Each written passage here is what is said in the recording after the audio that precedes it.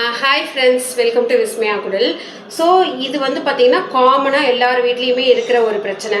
எறும்பு, கரப்பாம்பூச்சி, பல்லி, இது மூணுமே வந்து பார்த்திங்கன்னா இல்லாத வீடே இருக்க முடியாது. அதுவும் இந்த வெய்ய காலம் வந்துருச்சுன்னா எறும்போட தொல்லை ரொம்ப அதிகமாக இருக்கும். ஒரு சின்ன பொருளை கூட நம்ம வந்து வெளியில் வைக்க முடியாது, டக்குன்னு வந்து எறும்பு வந்துடும். ஸோ நான் உங்களுக்கு இந்த ஒரு ஸ்ப்ரே போதும் இந்த மூணு பிரச்சனையுமே வந்து சரி பண்ணிடும். ஏன்னா ரொம்ப நெடி கொடுக்க போகிற பச்சை மிளகாய் வந்து நம்ம சேர்த்துருக்கோம், அதோட காம்பு அதெல்லாம் சேர்த்துருக்கோம். அதோட இன்னொரு ஒரு பொருள், அதுவுமே அதிக நெடி இருக்கிறது தான். ஜஸ்ட்டு நீங்கள் வந்து ஒரு ஸ்ப்ரே பண்ணிங்க அப்படின்னாக்க போதும், அப்படியே எறும்பெல்லாம் அந்த இடத்துலேயே வந்து சாகும். பள்ளியோட நடமாட்டம் ரொம்ப அதிகமாக இருக்குன்னா அந்த இடத்துல நீங்கள் ஸ்ப்ரே பண்ணிவிட்டிங்கன்னா அந்த இடத்துக்குலாம் பள்ளி வரவே வராது. இன்னொன்று, கிச்சன் கவுண்டர் டாப்பை நைட்டில் வந்து இந்த ஸ்ப்ரேயை வந்து பண்ணி விட்டுட்டு நீங்கள் தூங்க போனீங்கன்னா அந்த கரப்பாம்பூச்சி அதெல்லாம் வந்து வரவே வராது. நாள் ஆக ஆக அது வந்து குறைஞ்சிடும். இது வந்து பார்த்தீங்கன்னாக்கா நீங்கள் ஸ்ப்ரே பண்ணுறதுனால கிச்சனில் எந்த ஒரு கரையும் ஏற்படாது, உங்களோட டைல்ஸ் வந்து வீணாக போகாது. அப்படி என்ன சேர்க்குறோம், இது வந்து எப்படி ஒர்க் ஆகுது அப்படிங்கிறத நம்ம வீடியோக்குள்ளே போய் பார்க்கலாம்.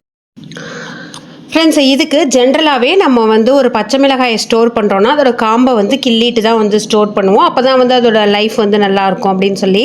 ஸோ அந்த நீங்கள் கிள்ளி வச்ச காம்பை வந்து கீழே போட வேண்டாம். இதுக்கு வந்து சூப்பராக வந்து நீங்கள் யூஸ் பண்ணிக்கலாம். ஸோ ரொம்ப ஒட்டி கில்லாமல் அதோட கொண்டையோடு சேர்த்து கில்லுங்க. ஏன்னா அதில் வந்து கொஞ்சோண்டு விதை இருக்கும், காரம் இருக்கும், நெடி இருக்கும், எல்லாமே இருக்கும். ஸோ அதனால் கொஞ்சம் வந்து சேர்த்து நீங்கள் கிள்ளிக்கிட்டிங்கனாக்கா கரெக்டாக இருக்கும்.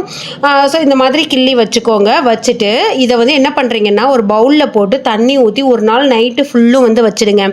இதில் இருக்கிற அந்த காரம் எல்லாமே அந்த தண்ணியில் வந்து இறங்கிடும்.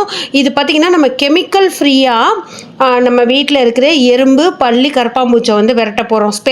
இதை வந்து ஸ்ப்ரே பண்ணி நீங்கள் வைக்கிறதுனால கூட அந்த இடத்துல ஏதாவது ஒரு ஃபுட் ஐட்டம்ஸ் வந்து பட்டுடுச்சு அப்படின்னாக்கா அதில் எந்த ஒரு பாய்சனும் வந்து கிடையாது. ஸோ இப்போ இதை வந்து ஒரு ஸ்ப்ரே பாட்டிலில் வந்து ஊற்றிடுறேன். ஊற்றிட்டு ஒயிட் வினிகர், க்ளீனிங் வினிகர் அப்படின்னு சொல்லிட்டு கடையில் வந்து கிடைக்கும். ஒரு 1/2 லிட்டரே வந்து பார்த்திங்கனாக்கா 30 ரூபா அந்த மாதிரி ரேஞ்சில் வந்து இருக்கும்.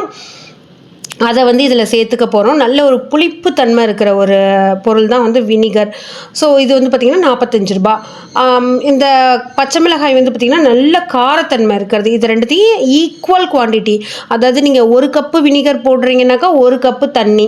ஸோ அந்த மாதிரி போட்டுட்டு நம்ம வந்து ஒரே ஒரு பச்சை மிளகாயை அப்படி உடச்சி அதில் போட்டுருங்க. ஸோ போட்டுட்டு நீங்கள் இதை வந்து எறும்பு இருக்கிற இடத்துல டைரெக்டாக ஸ்ப்ரே பண்ணலாம். ஸோ இப்போ வந்து நான் உங்களுக்கு ஸ்ப்ரே பண்ணி காமிக்கிறேன். லைவாகவே எறும்பு அந்த செகண்டே வந்து செத்து போயிடும். பார்த்திங்கன்னா நல்ல சுருங்கி செத்து போச்சு.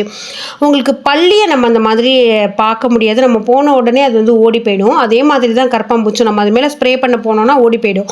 ஸோ அதனால் அது வர இடத்துல அதோட நடமாட்டம் இருக்கிற இடத்துல கிச்சன் கவுண்டர் டாப்பில், உங்களோட கட்லரி ட்ரேயில் எல்லா இடத்துலையும் இதை வந்து நைட்டு ஸ்ப்ரே பண்ணி வச்சிட்டிங்கனாக்கா கொஞ்சம் நாள் ஆக ஆக வரவே வராது. அது கொஞ்சம் அந்த நெடியை பார்த்துட்டு இந்த இடத்துல வரவே கூடாது அப்படின்னு சொல்லி முடிவு பண்ணிவிடும். நைட்டு கிச்சன் எல்லாமே க்ளீன் பண்ணதுக்கு அப்புறமா இந்த மாதிரி நீங்கள் ஸ்ப்ரே பண்ணிவிட்டு துடைக்க வேண்டாம், அப்படியே போய் வந்து தூங்கிடுங்க. மறுநாள் காலையில் துடைச்சிட்டு நீங்கள் வந்து சமைக்க ஆரம்பிக்கலாம். ஸோ ட்ரை பண்ணி பாருங்கள், அவ்வளோ ஒரு சூப்பர் எஃபெக்டிவாக இருக்கும். ட்ரை பண்ணிட்டு எப்படி இருக்குங்கிறத கமெண்ட்டில் ஷேர் பண்ணுங்கள்.